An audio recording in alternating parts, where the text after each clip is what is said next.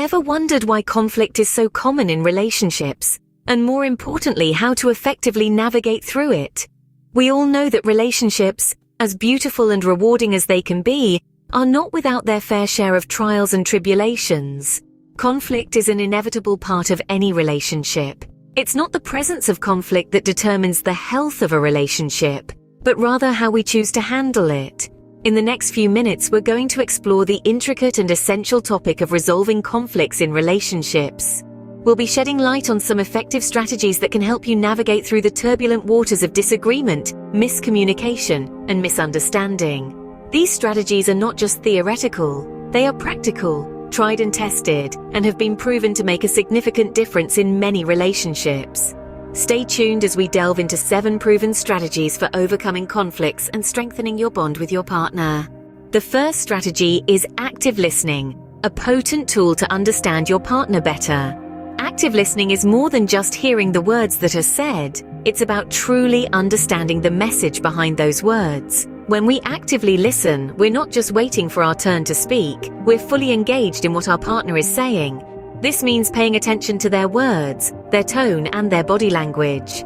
It means resisting the urge to interrupt, to offer advice, or to dismiss their feelings.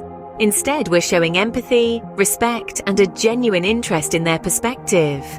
Practicing active listening can be as simple as nodding to show you're engaged, summarizing what they've said to ensure you've understood, and asking open-ended questions to encourage deeper conversation. Remember, understanding starts with listening. Strategy number 2 is expressing emotions calmly, a key to prevent conflicts from escalating.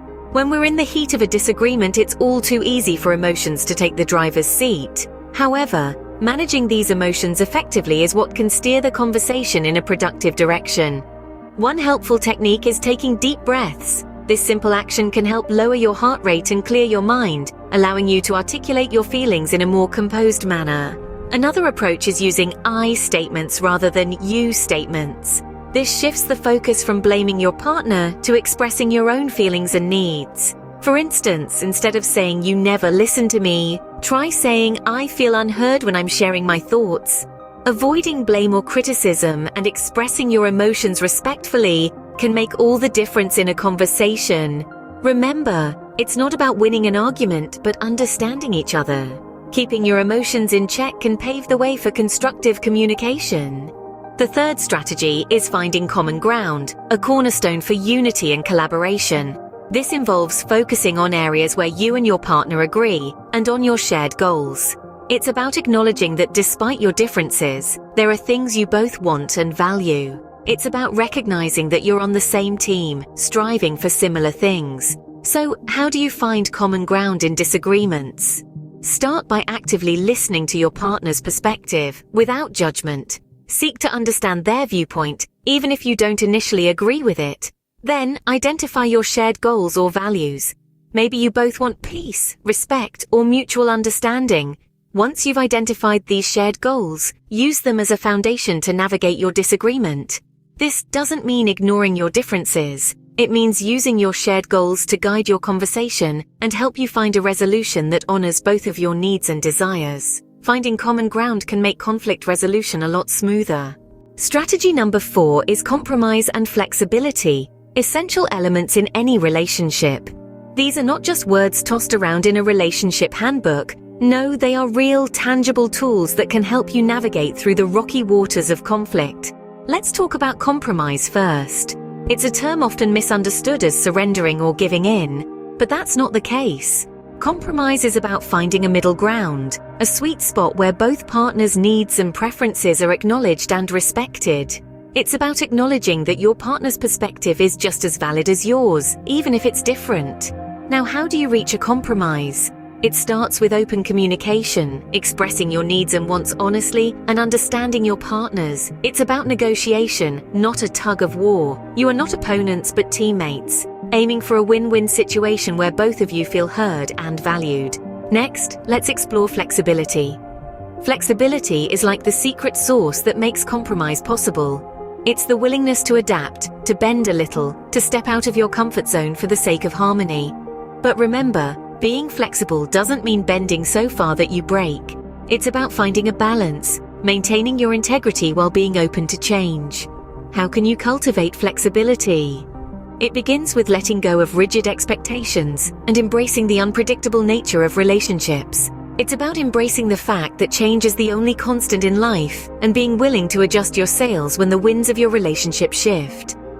To navigate compromise and flexibility, keep in mind that it's not about losing or winning.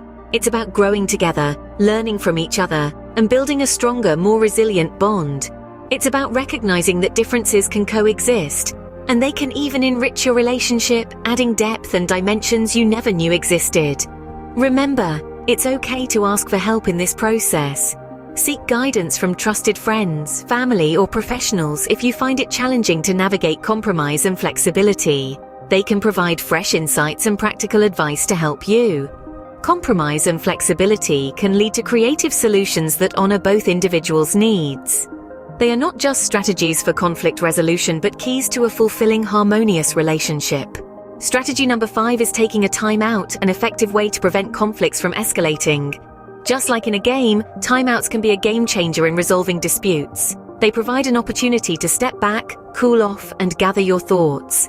In the heat of an argument, emotions can cloud our judgment and prevent us from communicating effectively. A timeout allows you to regain your composure and approach the conversation with a clearer mind. So, when should you take a timeout? Ideally, before the disagreement spirals out of control. Recognize when you're getting too emotional and suggest a pause. It's important to agree on this strategy with your partner beforehand, so they don't perceive it as you walking out on the conversation. And remember, a timeout isn't about avoiding the issue, but about creating the right conditions to address it constructively. Taking a timeout can allow both partners to approach the issue with a clearer mind. Strategy number 6 is seeking mediation, a valuable resource when conflicts become too challenging. It's a common misconception that asking for help is a sign of defeat. In reality, it's a proactive step towards resolving issues that seem overwhelming. Couples therapy or mediation can offer a safe space to express feelings and concerns. It provides the opportunity to gain fresh insights and learn new strategies for managing conflicts. Professional mediators or therapists are skilled at guiding conversations, promoting understanding, and facilitating compromise. They can help to illuminate the root causes of conflicts and suggest practical solutions. It's important to remember that there's no set timeline for when to seek professional help. Whether it's a recurring disagreement or a significant dispute that you're unable to resolve, don't hesitate to reach out to a professional. Remember, seeking help is not a sign of weakness but a step towards a healthier relationship. The final strategy is learning from conflicts, an opportunity for growth and learning. It's easy to see conflict as a problem, an obstacle to happiness. But what if we shift our perspective? What if we view conflict as an opportunity, a chance to learn and grow? When conflicts arise, they often reveal deeper issues or unmet needs. They can shine a light on areas of your relationship that need attention and care. So rather than avoiding conflicts, we can lean into them, explore them with curiosity and openness. Ask yourself, what is this conflict teaching me? What can I learn about my partner? What can I learn about myself? These questions can transform conflicts into powerful learning moments that deepen your understanding of each other. Remember, it's not about winning or losing. It's about learning, growing, and understanding. So the next time a conflict arises, see it as a teacher, not a foe. Conflicts can be a stepping stone to a deeper understanding of yourself and your partner. And there you have it, 7 effective ways to resolve relationship conflicts. We've journeyed together through the significance of active listening, a skill that paves the way for empathy and understanding. We've examined how expressing emotions calmly can prevent escalations and open the door to constructive communication. We've also explored the importance of finding common ground, a strategy that fosters unity and collaboration. We've delved into the art of compromise and flexibility, a dance that involves finding creative solutions that honor both individuals' needs and preferences. We've highlighted the benefits of taking a time out, a pause that allows for clarity and calm. We've discussed the value of seeking mediation when conflicts become too challenging. And finally, we've underscored the importance of viewing conflicts as opportunities for growth and learning. With patience, empathy, and a willingness to communicate, you can overcome obstacles and emerge stronger than ever.